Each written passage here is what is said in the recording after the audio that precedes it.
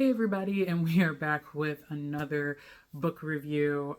Sorry that it's taken so long to in between all these book reviews, but I went on vacation, so there you have it. We're gonna have several book reviews coming up, hopefully more on a weekly basis, like we've done in the past. So this one is continuing on from the Gilded Ones. This is now the second book in the series, called The Merciless Ones.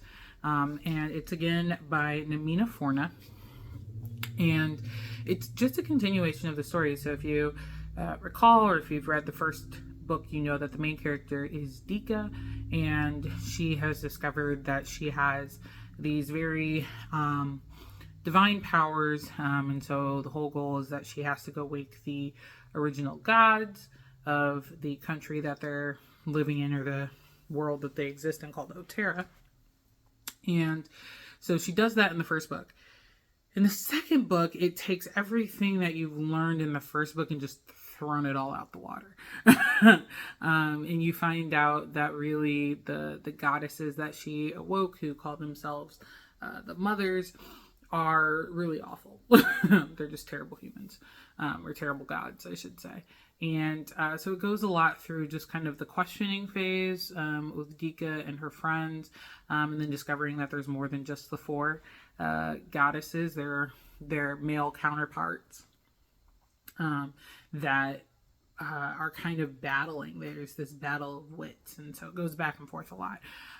So yeah, it's just really a continuation of the story. I won't tell you much more than that.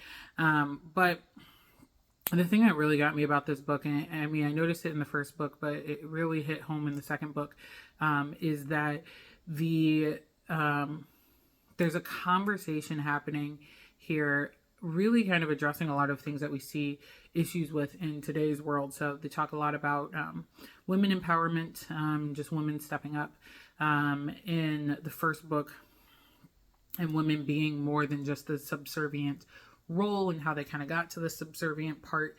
The second book really explores that piece more, but it also explores the concept of people in their world who we would consider non-binary or trans.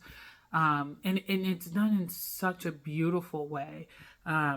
Just a really positive spin on everything. Nothing out of the ordinary, but it also just hit home on so many things that we hear about in the world today. Just the hatred and the idea that you're not this and you're not that. And just kind of addressing all of it. And it's just done so well. I really like it. You know, I won't get into my personal beliefs on anything really.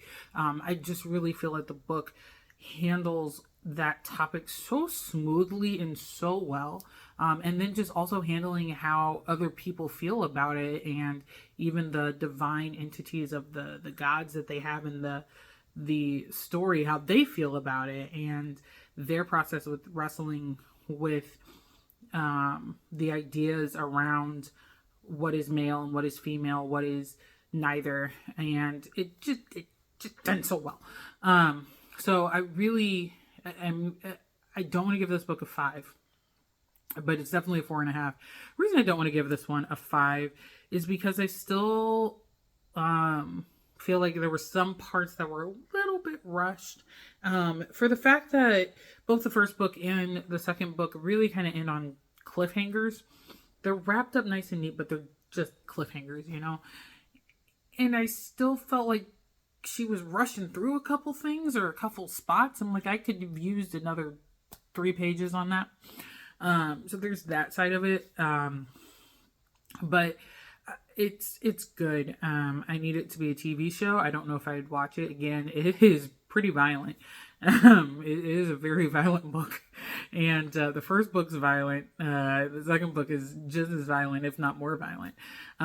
So again, I don't know if I would watch it because I don't handle violence well, but I mean, somebody should get a hold of this. HBO, Netflix, somebody.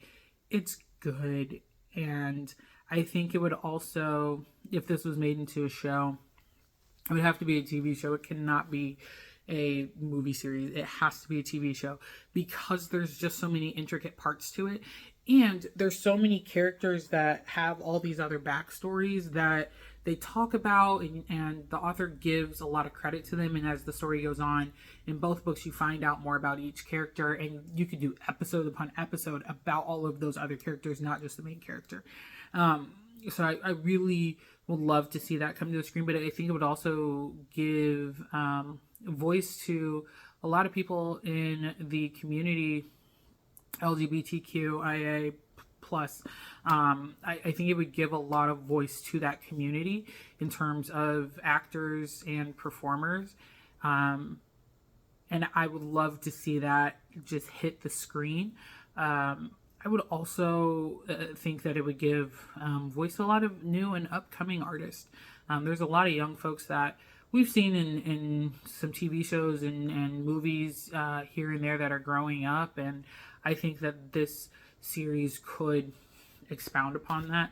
Really, just give a stepping stone to a lot of great performers that I've seen coming up through the over the last year or two. So there you have it. Again, the Merciless one, second book in the Gilded Ones series by Namina Forna. Just so good. 4 out of 5, 4.5, I should say, out of 5 for this one. But as always, please continue to hit me up with book suggestions and ideas.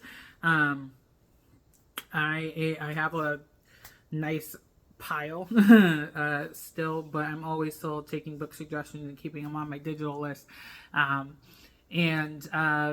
Again, feel free if you feel so moved, like, comment, subscribe, share.